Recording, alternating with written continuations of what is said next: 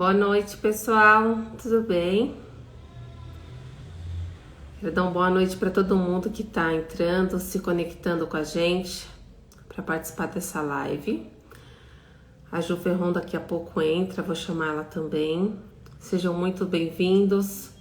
Convidem as pessoas que vocês puderem para estar junto com a gente nesse bate-papo. Tenho certeza que vai valer muito a pena. A Ellen, que sempre tá aqui. Boa noite, Ellen. Tudo bem? A Ju já entrou, vou chamar ela também. Todo mundo já tá em casa, né? Já chegou do trabalho. Essa hora é bem mais tranquilo. Vou chamar a Ju aqui.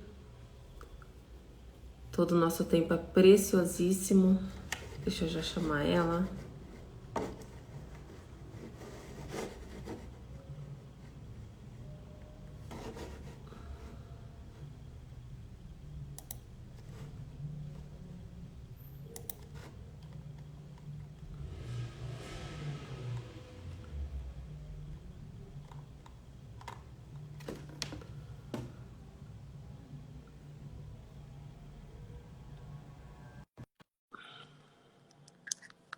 Chamar a Ju pra gente já começar. Deixa eu fixar aqui o comentário.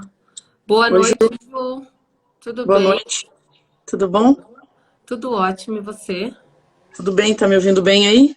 Tô te ouvindo super bem. Se fizer algum barulho por aqui, vocês não estranhem que eu moro de frente pra avenida. Por mais que a gente feche tudo, ainda dá uns barulhinhos de vez em quando. Deixa eu fixar o comentário aqui. A Ju que me ensinou isso, né, Ju? Legal. É porque daí que entra no meio da live, avisa, né? E sabe do que a gente vai estar falando. Então eu acho É, legal. né?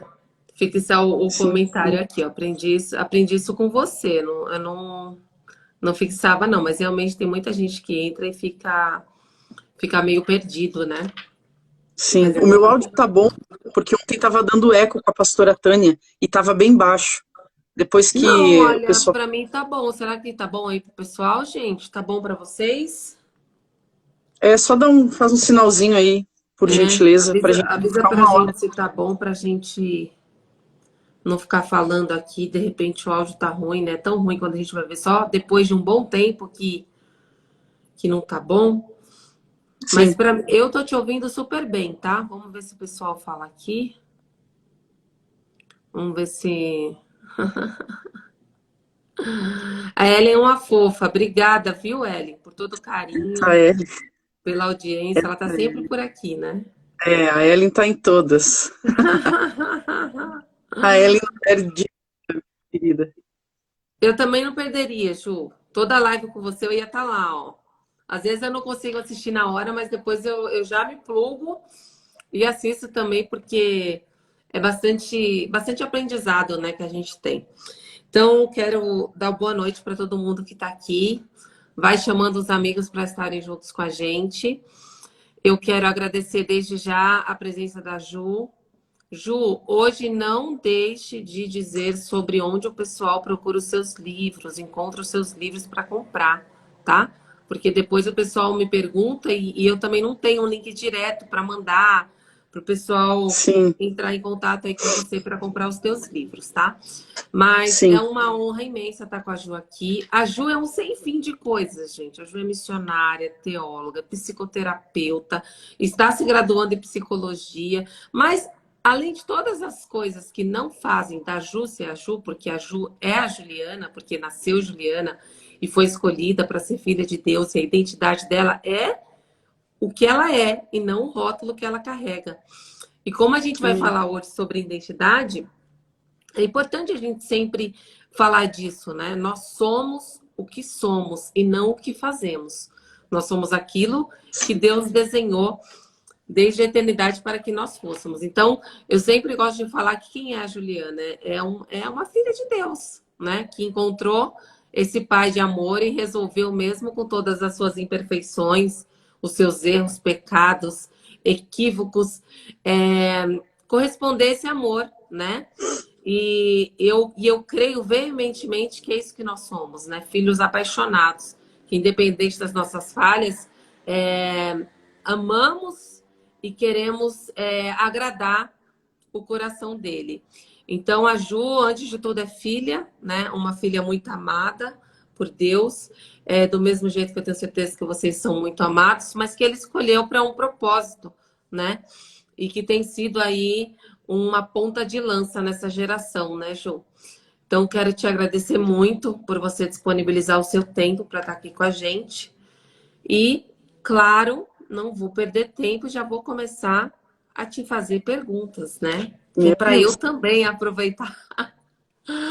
aproveitar muito aqui. Então, Ju, na minha vida como conselheira, na minha vida antes de me encontrar em Deus, de conhecer Jesus e de entender que Ele, antes de qualquer pessoa, já tinha me aprovado, me chamado, me amado e que isso era o suficiente, isso me bastava para eu ser alguém, para eu me amar.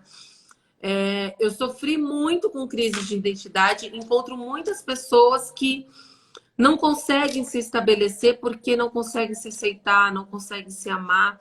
E às vezes isso foi muito de uma formação da identidade associada com o que ela viveu, totalmente diferente daquilo que Deus sonhou pra gente, daquilo que Ele fala sobre nós, né, na palavra dele. Então, eu queria que você falasse um pouco pra gente de como se dá a construção da identidade, como se forma a identidade de uma pessoa e como que a gente pode reconhecer uma pessoa que tem a sua identidade estabelecida e uma pessoa que projeta a identidade dela no outro. Sim, na verdade, boa noite, Ju, obrigada pelo convite, né? É um prazer estar aí com você, novamente. Um assunto tão importante que parece que está tão batido, né? Parece que não sai nada de novo acerca da identidade, mas, na verdade, é um tema super contemporâneo e o próprio conceito de identidade, ele vem sendo modificado, né? Hoje nós vivemos uma modernidade líquida, uma identidade fluida, uma identidade negociável, né? Uma identidade que não é mais fixada, ou pelo menos não é assim que os adolescentes estão recebendo a sua identidade, né? Não é mais vista como só uma identidade herdada de valores, herdada de princípios, mas muito mais que isso, é uma identidade contagiada, é uma identidade recebida, adquirida, e adquirida por um contágio social, né? Adquirida por relações sociais, por pertença a grupos, por causas minoritárias, né? Então a gente vê muito a identidade hoje sendo fundida, né? Sendo misturada, o conceito de identidade sendo misturado. Na verdade sempre foi, né? Mas hoje a influência é muito grande da cultura. A identidade ela sempre abrangeu aspectos hereditários, biológicos, fisiológicos, sociológicos. Né? Nós somos um ser biopsicossocial. Mas me parece que essa pós-verdade, esse tempo de pós-modernidade que a gente vive, o pós-verdade, né? Ele tem sido muito... A cultura, o ambiente social, as macroculturas, elas têm sido muito determinantes, não só influenciadoras, mas determinantes na atribuição que eu me dou, na atribuição ou no self que eu escolho ou eu aceito, por falta de segurança naquilo que eu sou, por falta de segurança naquilo que eu carrego, né? Eu acabo muitas vezes baixando a guarda de tudo aquilo que eu recebi, que eu herdei, que eu creio, para poder pertencer então a um grupo e ter uma identidade, mesmo que falsa, mas ter uma identidade. Porque uma identidade hoje, Ju, principalmente para o adolescente, ele dá um significado de eu sou, mas eu sou igual ao outro. Ou eu sou... Eu pertenço, né? eu pertenço e assim, eu sou diferente, mas eu também sou igual. Isso me dá um senso de identidade. Eu sou diferente de certas pessoas e esse ser diferente, ele principalmente vai apontar para o ser diferente dos pais, que é o momento que o adolescente vive de abandono, de rejeição da família, ele mesmo se coloca nesse lugar para poder pertencer a um grupo e receber uma identidade, ou receber uma atribuição que lhe dê um senso de identidade. Que quem sabe dentro da família ele não tinha esse reconhecimento, né? Ou ele não tinha essa atribuição tão carimbada, tão forte como o grupo, né? Como o meio. E hoje a gente vê muito essa identidade. Eu já pulei, né, da infância, em vez de começar pela infância, mas eu já volto para a infância. Eu já pulei para adolescente. A gente vê muito esse significado de identidade sendo realmente como um passaporte, um carimbo, né, entre a infância e a vida adulta. Parece que no meio, que é ali a puberdade e a adolescência, parece que realmente ali eu vou traçar diretrizes assim fixadas. Claro que a nossa identidade ela vai sendo moldada durante toda a nossa vida. Pelo menos alguns pensadores eles falam isso, né? Erik Erikson fala isso, que a nossa identidade ela vai em estágios durante a vida toda e a gente vai mudando sempre. Mas me parece que nessa cultura que a gente está vivendo, a imposição de o adolescente se posicionar diante de uma identidade política, ideológica, religiosa, cultural, me parece que ela está sendo muito mais cobrada do adolescente, que se vê, ou que muitas vezes olha para si, olha para os seus recursos, e não encontra fundamentos para, quem sabe, combater ou questionar uma identidade que lhe está sendo ofertada. Né? Uma identidade que está sendo atribuída a ele ou selecionada por ele diante de todas as opções que os adolescentes têm hoje. E muitas vezes ele olha para si, ele olha para dentro, e ele não tem aquilo que você falou no início, né? Quem sabe ele não tem aí uma construção de valores, de propósitos, de para que eu existo, porque na verdade na adolescência é justamente o período onde ele vai construir isso, para que eu existo, o que eu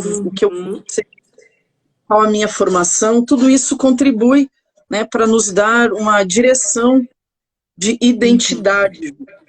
Ô Ju, você acha que hoje a gente tem uma vulnerabilidade muito maior nessa geração pela ausência e o pouco convívio que eles têm com os próprios pais? Porque, via de regra, o primeiro espelho para a formação da identidade deveria ser os pais, né? Só que a gente sabe que hoje é muito difícil ter os pais presentes, como algumas gerações tiveram.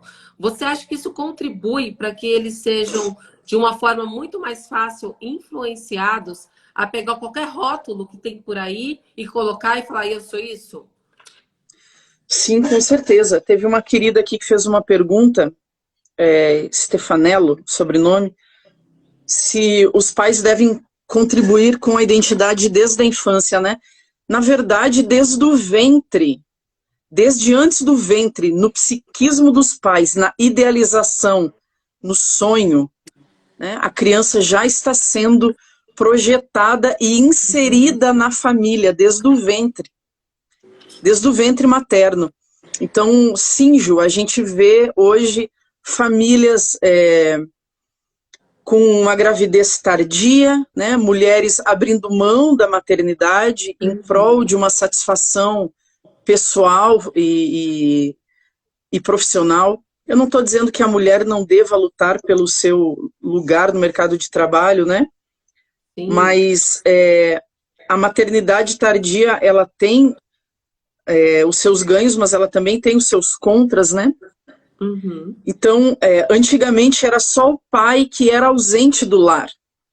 E isso já causava e causa, e os números, né? Os números comprovam, os números, quando eu digo, de consequências de pessoas que não tiveram o pai dentro de casa, e os números, eles não mentem. Por exemplo, a maior população carcerária do mundo é 80% masculina. E uma estatística diz que de 9 de detentos, entre 10, 9 não tiveram a presença do pai, do homem, do pai. Então, assim, moradores de rua, a maioria são homens. Abusadores, a maioria são homens. Existem estatísticas subnotificadas, mas que apontam para índices de que, como a presença do pai, ela é importante na construção da identidade, tanto do menino quanto da menina. E hoje, o que você está falando, não é só o pai que está ausente do lar, está terceirizando a educação e, consequentemente, terceirizando a construção do self da criança, mas a mãe também. A mãe também está terceirizando a maternidade, né? Você ia falar? Pode falar. Não, não ia falar não, tava só concordando. Tá. A mãe também, ela está terceirizando a maternidade, né? Ela está colocando para as creches 24 horas, que não são mais nem aquelas creches públicas, são creches 24 horas, né? Onde o pai não consegue pegar o filho às 6 horas da tarde, o filho então dorme na creche, se chamam hotéisinhos infantis. Então os pais, eles estão entregando a maternidade, a criação, e consequentemente estão entregando a construção do self, da identidade da criança, que muito vai ser construída durante a primeira infância, né? Ou para as redes sociais, né? Para os tablets, para os jogos, para os videogames, estão abrindo mão dessa fase preciosa que é o marco na vida da criança. Então, desde que a criança está no ventre, ela já está recebendo informações que já vão começar a resultar ou a dar sinais de que a criança teve essa percepção no ventre logo quando a criança nasce. Por exemplo, quem veio ao mundo, né, ou quem de nós veio ao mundo sabendo, com a informação ainda no ventre, de que você foi programado, você foi desejado, você foi esperado, tinha um quarto cor-de-rosa te esperando, você foi amado, celebrado, e toda essa construção emocional estava pronta, de acolhimento, de pertença, quando você veio ao mundo. Ou qual a informação? Quem sabe uma informação contrária a essa, né? Quem sabe a gente veio ao mundo e já cresceu enquanto criança com informações do tipo: você veio de uma camisinha que furou, ou você veio de um aborto que não deu certo, ou você veio, mas você veio numa hora indesejada, numa hora em que você não foi planejado, e você veio, desestruturou a família financeiramente, porque os pais, eles falam isso para as crianças, eles não esperam nem a criança ter. Então essas informações, elas vão sendo recebidas pela criança, que começa a construir o seu valor a partir das informações, a partir dessas informações que ela vai recebendo, né? Quanto eu já fui amado antes mesmo de vir ao mundo, sabe? Ou esse sentimento de vir ao mundo já sabendo que é recebido, que é acolhido, tanto pelo pai quanto pela mãe, que veio nesse ambiente de proteção e de pertença. Né? Por que existem tantos grupos sociais, tantas tribos oferecendo identidades, atribuindo identidade? Porque existe uma centena de adolescentes que não têm o sentimento de que pertencem à sua própria família.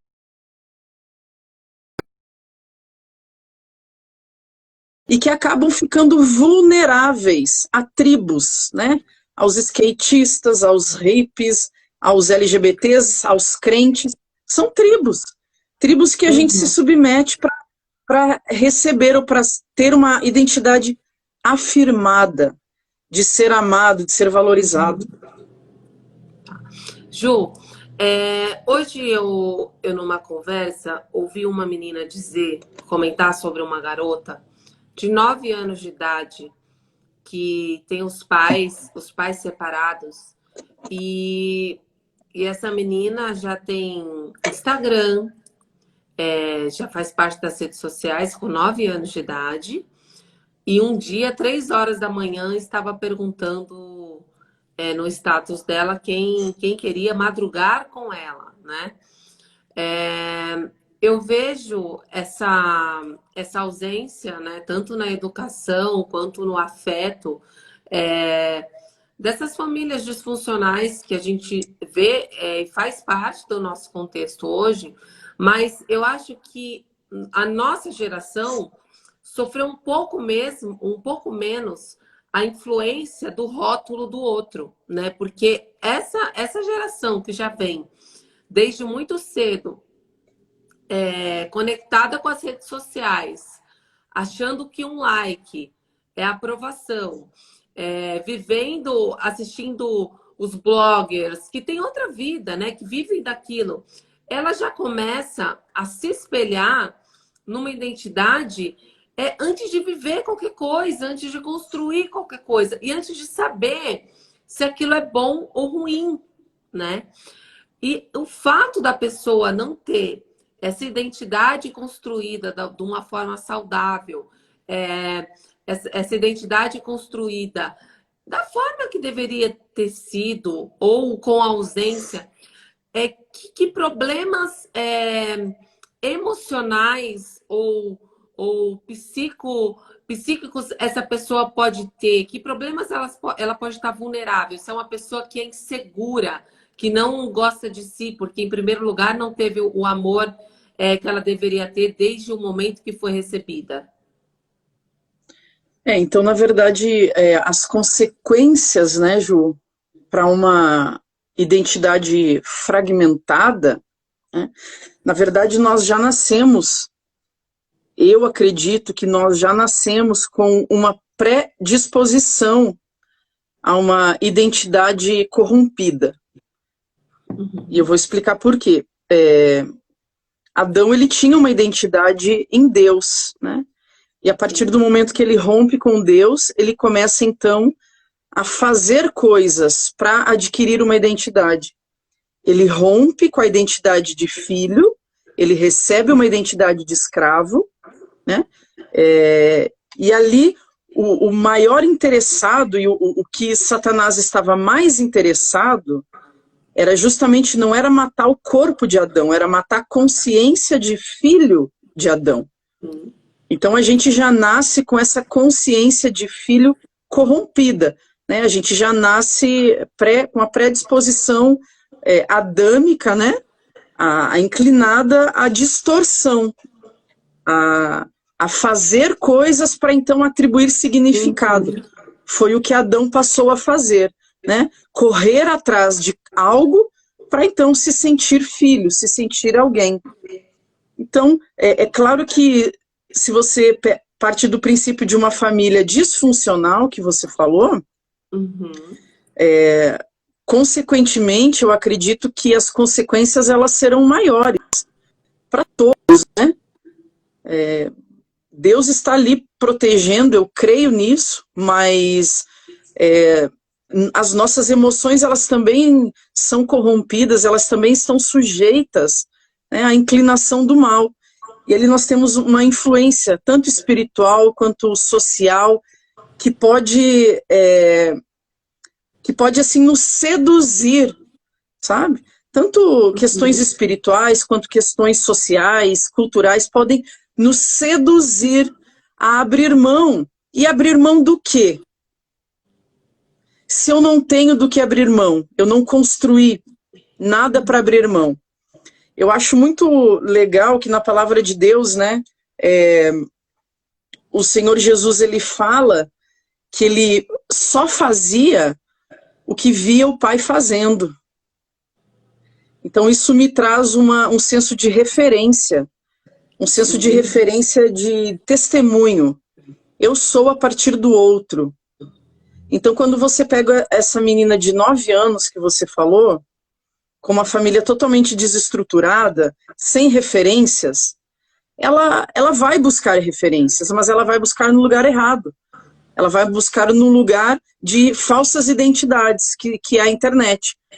A internet é um lugar de identidades atribuídas, no sentido de identidades de status. Maquiadas, né, Ju? Maquiadas, exatamente. Onde você dá aquilo que é pedido, não aquilo que você é em essência. Então, ela construir uma identidade a partir de relacionamentos na internet, ela perde aquilo que tem de melhor no ser humano, que é a relação, é o pessoal, né? É o contato. É no contato, é na relação pessoal que ela vai construir a sua identidade.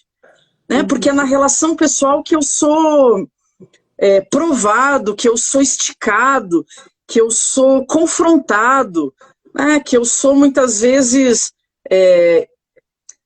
esticado, né, naquilo que eu acredito, ou que faz com que eu seja frustrado, que faz com que eu tenha limites, que faz com que eu tenha responsabilidades. E tudo isso a internet não me oferece. A internet é terra de ninguém. Você é o que você quiser, né? Então, na verdade, essa menina, ela está num lugar que vai dar a ela atribuições de identidades, mas de identidades tão fragmentadas quanto ela já tem hoje, não ancoradas em nada. Porque a identidade não é o lugar que te proporciona proteção, não é o lugar que te proporciona limites, regras, princípios morais, senso de existência, de propósito, de valores.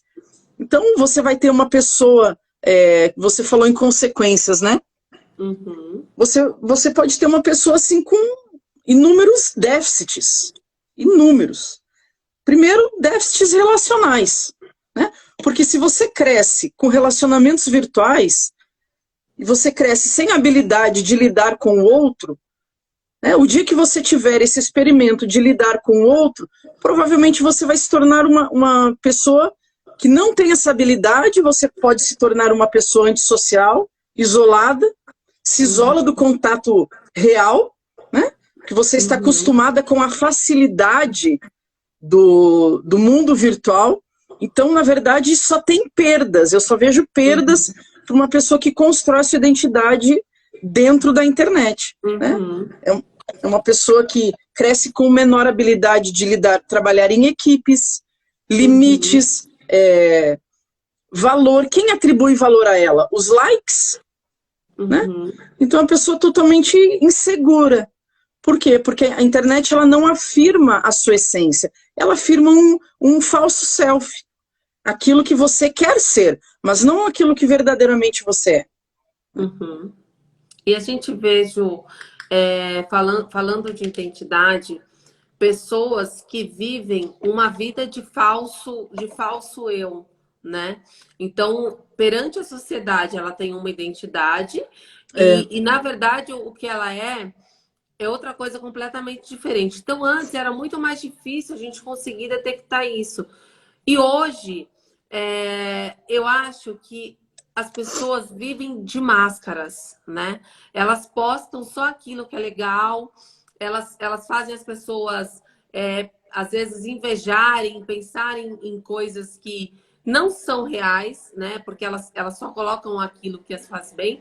E existem pessoas, inclusive, que você olha nas redes sociais, é uma coisa, e quando você vai ver, a pessoa está no fundo do poço, como é caso de modelos lindas, maravilhosas, que você vê as fotos que elas postam antes do suicídio, né? Ou seja, a pessoa vivia uma falsa identidade o tempo todo. O tempo todo ela vivia uma falsa identidade. Então, eu entendo que isso acontece muito por conta do vazio existencial que existe dentro da pessoa, por não ter o dono da identidade dentro dela, que eu acho que isso é extremamente importante. Mas, infelizmente, no meio cristão, a gente também vê pessoas que vivem uma falsa identidade. Sim, E muitas vezes, gosto da história do filho pródigo, a identidade ali do filho mais velho, né? Porque o filho mais novo, ele vai embora e comete todo tipo de erros que ele poderia cometer, mas ele cai em si e volta para buscar isso, né? E o filho mais velho, não. O filho mais velho está ali o tempo todo sem entender que ele é filho, sem saber que ele é sim. filho. Ou seja, a identidade dele de filho não estava impregnada nele. Eu acho que essa é a nossa identidade mais importante, né? A identidade de filho. Um dos grandes problemas que eu entendo que a falta de identidade traz é a dependência do outro ou a idolatria a outro ser humano. O fato de se espelhar em outro ser humano, Sim. se apoiar em outro ser humano, viver sugando, né, para sanguessuga daquilo que outro ser humano pode dar, sem se aproximar do próprio Deus, que é quem constituiu a nossa identidade. E falando muito da nossa geração, que já cresce em tribos e querendo ser alguém, eu queria, Ju, que você desse para gente alguns conselhos. Eu descobri, não sabia, que tem muitos adolescentes que estão acompanhando essas lives e nos assistindo. E até comentam depois, perguntam que estão nessa fase, Ju, aonde por conta de uma identidade não estabelecida, ele começa a achar que tem que provar tudo, que tem que experimentar tudo, que tem que ser de tudo um pouco para ele descobrir o que ele quer ser.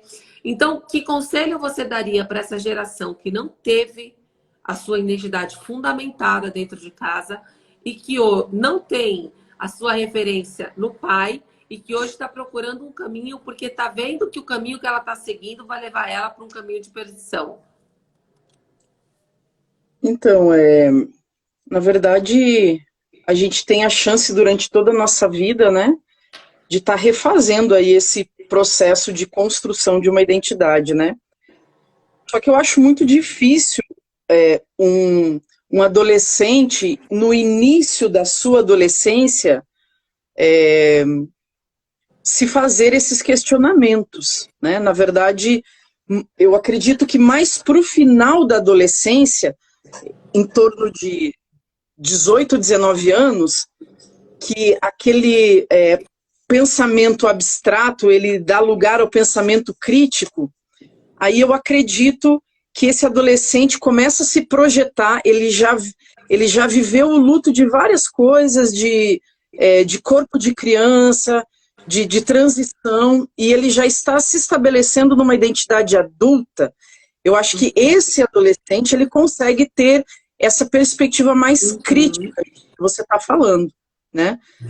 Mas o adolescente que está em início de puberdade, 10 anos, 12, 13, eu acho que ele não vive ainda esse senso de criticidade com relação ao que ele está vivendo. Ele está numa fase de impulsividade, de buscar razão para a sua vida, buscar causas ideológicas, de se afirmar naquilo que ele é, de se diferenciar, de buscar seu grupo. Mais para o final dessa idade, sim, que eu acho que ele começa então a despertar para os seus reais valores, né? Aí ele começa a trazer de volta tudo aquilo que um dia ele recebeu na infância, né? Porque ele começa a projetar isso para sua família, para o seu trabalho, ele começa a ter direções, né? Então, nessa fase, na verdade, em todas as fases, é possível, sim, que a gente olhe, né, para a nossa vida, para aquilo que a gente está estabelecendo como verdade, de identidade, se é uma identidade que está me causando danos, né, se é uma identidade que está me causando sofrimento, prejuízo. Se eu aceitei, quem sabe, uma identidade adquirida de um grupo, se eu aceitei uma identidade a partir de coisas que eu venho fazendo, né, a partir de coisas que eu venho sentindo. Então, se perguntar, se questionar, eu acho que é algo saudável, né? O adolescente, ele tem mania de problematizar, de questionar tudo, né? Mas ele não questiona aquilo que vem de imposição de grupos, ele só recebe. Então, ter um pensamento crítico, eu acho que é saudável para esse adolescente, né, que é o que a gente está falando aí no caso de adolescente, para que ele perceba, ele olhe para si, se aquilo que está sendo ofertado para ele está dentro daquilo que ele acredita, ou se vai ferir as convicções que ele acredita. Quem sabe as convicções em Deus, as convicções, os princípios da sua família que ele recebeu, né? E ele não precisa abrir mão disso para buscar uma pertença, entende? Apesar de que o adolescente ele vai buscar esse sentimento de pertencer. Então isso é muito conflituoso, né? Mas eu acho que o adolescente conseguir olhar para si e pensar, isso que eu atribuí à minha vida, à minha autoimagem, né? Está me causando prejuízos? Está me distanciando daqueles que eu mais amo? Está me distanciando de Deus? Está me levando para onde? Se eu permanecer com essa identidade, aonde eu vou estar daqui 1, 2 anos? Apesar de que o adolescente ele não se projeta, né? É uma fase do agora, do aqui e agora. É um foco acentuado no hoje. É um zoom muito grande no hoje. Então isso dificulta a esse senso crítico, né? Que vai acontecer, no meu ponto de vista, mais por volta dos 18, 19 anos, onde ele começa a ter uma identidade consolidada de adulto, né, onde ele vai saindo dessa fase de adolescência. Mas o que eu percebo, Ju, é que essa falta de identidade, essa crise existencial, tem trazido para essa geração problemas e doenças emocionais muito mais cedo do que do que a nossa geração e a anterior teve, por conta de ansiedade e etc. Então, eu vejo adolescentes entrando até em crises existenciais, que para a gente veio muito depois, por conta de toda essa avalanche de informação que eles recebem. Eu costumo dizer que se eu tivesse nascido nessa geração, eu seria uma menina facilmente rotulada e facilmente identificada com, por exemplo, uma identidade projetada em outro gênero. Por quê? Eu era uma menina que foi criada junto com o irmão mais novo. Eu gostava muito mais das brincadeiras de menino. A minha mãe dava uma Barbie do cabelão. Eu ia e cortava o cabelo dela curtinho, fazia uma bermuda para ela, brincava de bolinha de gude, carrinho de rolimã, etc. Isso só foi mudar quando eu tinha mais ou menos uns 13 anos. Porque eu fui para uma festa e as minhas amigas falaram assim, ó, a gente vai te levar para uma festa, mas a gente que vai te arrumar. Porque a minha roupa era um camisetão, né? Era muito mais largada. E aí, depois que eu fui para essa festa, toda arrumadinha por elas, e que eu vi que eu chamava a atenção dos meninos, e que então eu não era igual a eles, eu era diferente deles, foi que eu comecei a me perceber mais menina. E aí comecei a querer me arrumar, e fui construindo a minha identidade, vendo que sim, eu gostava de ser menina, né? Era mais moleca nas brincadeiras que eu tinha, sim, mas era legal ser menina. Então, você entra na adolescência, seu corpo começa a se transformar. E aí eu consegui, por exemplo, me entender mais na identidade feminina. Mas durante muito tempo, eu tinha comportamentos do tipo assim... Eu ia no mercado para comprar brinquedo, que na época era no mercado que se comprava tudo, né?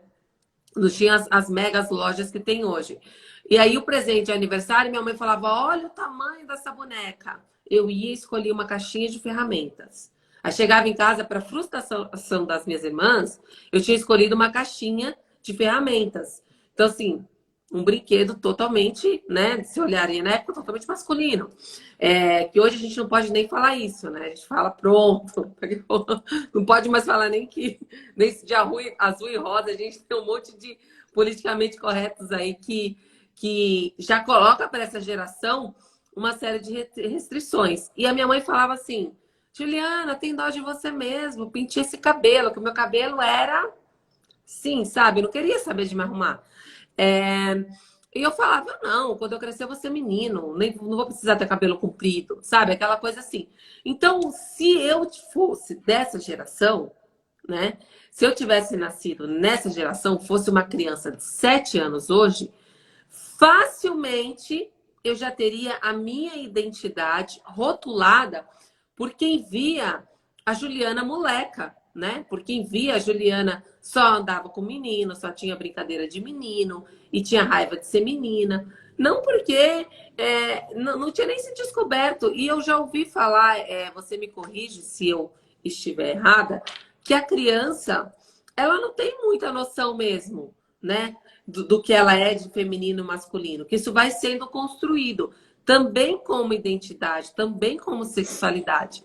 E hoje a gente vê rótulos para a identidade que na época que a gente era adolescente, isso era meio que divulgado e hoje é meio que imposto, né? Como que se lida uma pessoa que já não teve essas bases bem estabelecidas? Como que uma pessoa consegue ter sua identidade construída de forma saudável, sua identidade projetada em Deus e não no outro, numa geração que está sendo bombardeada por esses rótulos de identidade hoje? Então, Ju, é bastante complexo, né? Eu até anotei aqui uma das coisas que você falou por primeiro, que a adolescência ela é marcada por várias crises, né? E isso é normal do adolescente até certo ponto. A fase da adolescência é sim a fase da descoberta, é a fase onde muitas coisas começam a se tornar subjetivas, onde ele está vivendo uma transformação hormonal, onde ele está vivendo a fase do afastamento dos pais, a fase da independência, a fase da modificação do corpo, a fase da aceitação de um corpo novo, sabe? Então, é uma fase que, até em certo ponto, microcrises de ansiedade, elas são normais, né? Porque é muita coisa que acontece nessa fase de transição, que é também uma fase de vivência e também de transição da vida infantil para a vida adulta.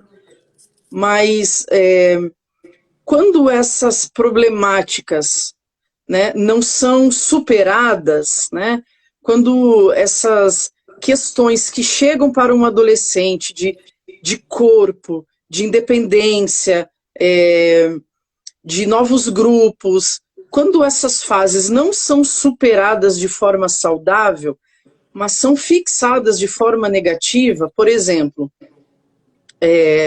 eu sofri bullying na minha adolescência, né? Eu lembro disso, lembro da escola, lembro do que era dito, do que era falado, e isso acaba fixando uma identidade negativa, né? Uma percepção de quem eu sou, de uma forma que eu não vou passar por aquele período que deveria ser orgânico, que é a fase do colégio, de novas amizades, de mudança do corpo. Quem sabe eu não vou passar de uma forma saudável, mas quem sabe eu vou começar a olhar para mim de uma forma distorcida. E isso aconteceu, né? De uma forma negativa, que vai afetar nas minhas relações, vai afetar na minha autoestima, vai afetar no meu comportamento, né? E eu começo a criar falsas crenças a meu próprio respeito. Eu começo a ter uma noção de quem eu sou de uma forma errônea, de uma forma distorcida. Quem sabe a partir de coisas que eu vivi, que eu experimentei, que eu experienciei, né? Traumas, quem sabe, ausências, faltas, porque assim, uma criança quando ela nasce, ela não nasce com a preocupação de se ela vai ser boa ou má, se ela vai ser alta ou baixa, se o cabelo dela vai ser assim ou assado, se ela vai ser inteligente, amável ou não. Não, essas ideias são dadas a ela. Né? Nós recebemos esses significados de que essas coisas são importantes. Enquanto a gente vai se relacionando com escola, família, igreja, sociedade, cultura, né? E nós vamos recebendo essas informações. E essas informações, elas vão criando a nossa autoimagem, que podem ser boas ou podem ser ruins, negativas. E a gente vê isso refletido hoje no adolescente, né? Posicionamentos de adolescentes de uma forma positiva, porque desenvolveram bem, passaram por uma fase de transição de forma saudável, e você vê adolescentes que não passaram por uma fase, ou porque já vieram de uma infância conturbada, né, já vieram de uma infância conturbada, e não chegaram, nenhum adolescente chega na adolescência, na puberdade, como uma folha em branco, não. Já vem carregado de valores, de recursos que ele desenvolveu para lidar com situações difíceis ou não. Né?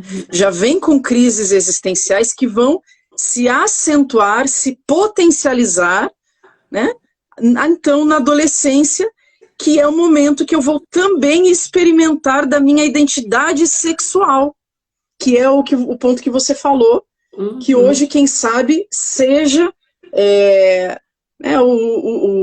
ali é o anzol que a cultura, ou que Satanás está utilizando para fisgar o adolescente, né?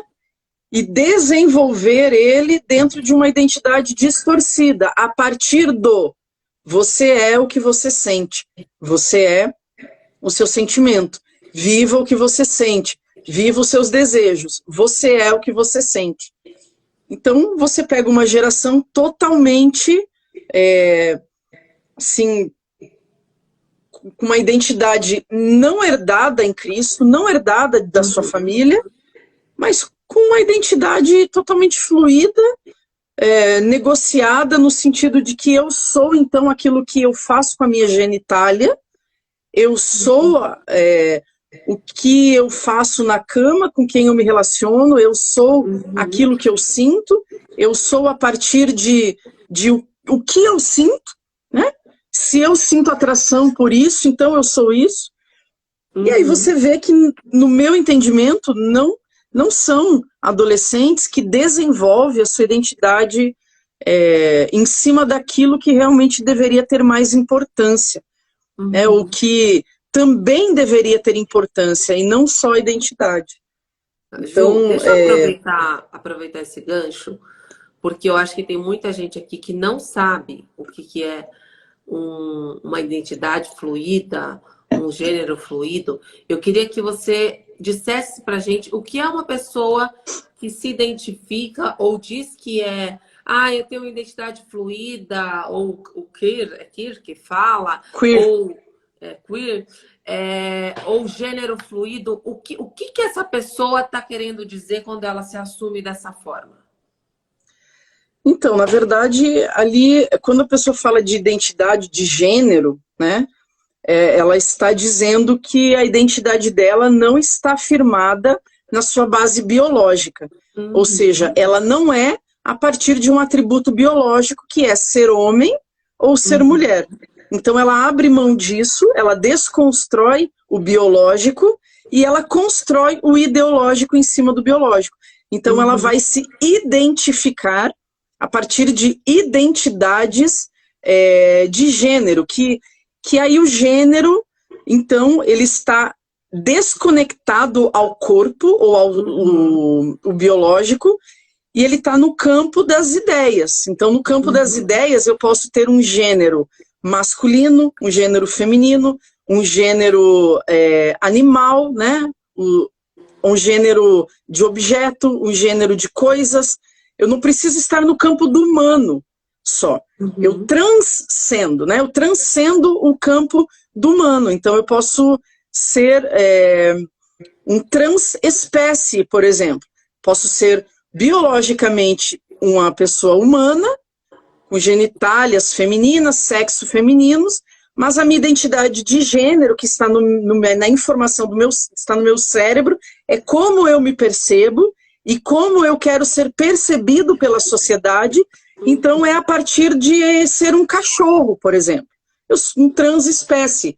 Eu sou um gato, eu sou um cachorro, então eu não me identifico com o meu sexo biológico, com a minha estrutura biológica, mas eu atribuo a mim mesmo uma identidade de animal, por exemplo, ou uma das diversas identidades dentro do ser humano, mas, por exemplo, eu sou um bigênero, um agênero, um demiboy, um demigirl, um genderqueer, e entre várias outras opções que me tire do pragmático, me tire do normativo, que é homem e mulher, do binário. Então, a identidade de gênero, ela transcende o binário homem e mulher e ela abre, então, precedente para milhares de gêneros, né? Segundo os especialistas, né, os pesquisadores queer, existe um gênero para cada pessoa. Existe mais de 7 bilhões de gêneros. E não só o gênero feminino e o gênero masculino, mas existem outros gêneros. É um resumo básico, né? Isso não está atrelado à orientação sexual, que pode ser heterossexual, homossexual, bissexual, pansexual, entre outras coisas também. Mas é importante a gente colocar isso, porque é a forma que ele vai se identificar, se apresentar e se relacionar. Então, aquilo, a partir daquele momento, passa a ser ele. Olha, essa é a minha identidade. A gente tem uma pergunta aqui, Ju, uma pessoa que perguntou se uma criança que nasce de uma mãe que teve depressão, sofreu na gravidez, ela passa isso já para a criança e a criança já nasce com, eu não diria uma identidade, mas um temperamento já mais melancólico ou com algum tipo de medo. Como que se dá isso? Olha, pode sim, porque tudo influencia na personalidade da criança. Pode não influenciar na identidade, mas pode influenciar na personalidade. Pode sim. Se você pensar que a nutrição, o que a mãe come, né, durante a sua gravidez, influencia, que dirá uma situação de tanto tamanho sofrimento, né, que é uma depressão pós-traumática, ou até mesmo antes, né, porque na verdade a depressão ela já está antes, mas ela aparece pós-parto, então ela pode sim influenciar, no meu ponto de vista, na personalidade da criança, mas eu acho que na identidade, eu acho que já é algo um pouco mais profundo, né? E tudo depende também de como o pai e a mãe lidam com esse momento, né? E passam isso para a criança, porque tem pais que colocam o peso do sofrimento na criança. Olha, eu estou passando essa situação por sua culpa, é por sua causa que eu estou sofrendo. Então tudo depende de como o pai e a mãe vão enfrentar isso frente à criança, né? Tem 1 minuto, 2, 3 minutos para cair aí, Ju. Na outra live a gente ficou na mão. Ficou mesmo. No meio Mas da live caiu. a gente começou uns 5 minutinhos mais tarde. Verdade. Porque eu não conseguia conectar aqui. Toda vez que eu colocava para ao vivo. É impressionante, né? Como a gente fala assim, que a tecnologia ela nos ajuda até um certo ponto. Porque na hora que ela não funciona, ela faz a gente ficar aqui, gente do céu, a Ju deve estar lá do outro lado achando que eu nem vou entrar, mas na verdade eu não conseguia entrar ao vivo. Eu colocava o título, colocava tudo, mas não conseguia entrar ao vivo. Ju, Acontece.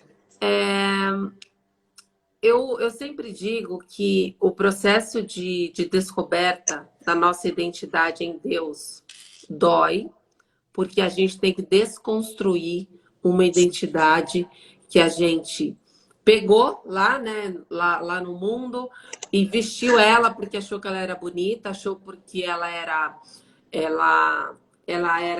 agradável a mim e a todos. E a gente vai descobrir a nossa verdadeira identidade, quem nós realmente somos em Deus.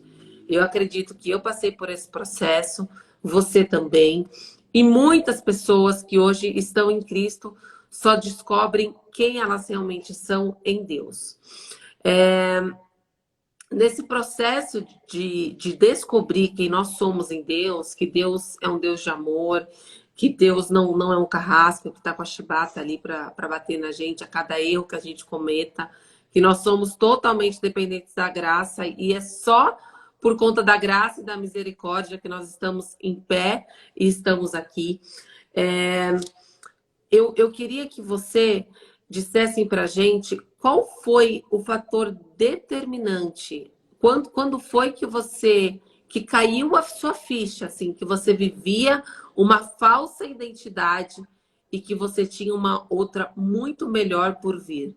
Em que momento que essa ficha caiu? Olha, Ju, essa ficha caiu quando eu olhei para minha vida e vi uma vida infrutífera. Cheguei com 30 anos, fiz um balanço da minha vida, de todas as áreas da minha vida, área financeira, área relacional, familiar, e eu percebi que a minha vida era infrutífera. Isso me deu um desespero, né? E aí então eu me dispus a ir para uma igreja. E quando você fala em falsa identidade, eu percebo que a maior dificuldade que eu tive na igreja foi justamente para abandonar a falsa identidade. E a gente é muito apegado às mentiras que construíram a nossa história. Sim. Porque elas foram a base que nos levaram até ali, nos sustentaram. Porque, na verdade, até a gente descobrir que eram falsas, né? A gente acredita, é uma verdade absoluta pra gente. Afinal de contas, a gente viveu aquilo, né? É uma verdade que você mata e que você morre por aquilo. Que você está abraçado em certezas que não são verdades. São certezas. Então, a maior dificuldade foi justamente abrir mão de tudo aquilo que construiu a minha vida. Mesmo que tudo aquilo não tenha me levado para porcaria de lugar nenhum. Porque não levou para lugar algum de propósito. Assim, lugar de propósito, né? Mas me levou para lugares de decadência, de me sentir indigna. Foi para isso que a minha identidade falsa me levou, para esses lugares. Para denegrir, me depreciar, né? Me auto-rejeitar. Foram nesses lugares que a falsa identidade me colocou. Né? E aí quando você vem para a igreja, você está tão viciado em ser mal, em ser ruim, em ser pouco, em ser fraco, em ser insuficiente, em se auto-rejeitar. Você está tão acostumado, sabe, com a indignidade diante de Deus e dos outros e diante de si mesma, que quando alguém te oferta a dignidade, aquilo é estranho, sabe? Então, a oferta de você ser filha, não, mas eu não mereço. Não, mas você é filha. Não, mas eu não sei o que eu fiz de bom. Não, mas você é filha. Não, mas eu não consigo entender, porque eu só faço coisa ruim, né? Eu só erro, eu sou mal. E aí começa o conflito da graça, né? Que a graça vem sobre essa falsa identidade e destrói completamente as estruturas de engano que estão firmadas à minha falsa identidade. Então, eu acho fantástico esse encontro que tem em João 8, né, da pecadora que todo mundo queria tirar uma pedra com a graça. Né? Aí ela é colocada em pé diante de Jesus. Então é uma pessoa com falsas crenças, com uma falsa identidade frente à graça, frente à verdade. E quando um se dispõe a confrontar o outro, ou a ouvir o outro, ou a ter a troca, uma coisa vai permanecer. E é a verdade de Cristo que vai permanecer. Porque as falsas identidades, elas não superam a verdade que é em Cristo. E elas automaticamente te abandonam, elas têm que abrir mão de você. Né? Elas têm que abrir mão e elas te abandonam. Porque Cristo passa a ser maior na sua vida. Ju, últimos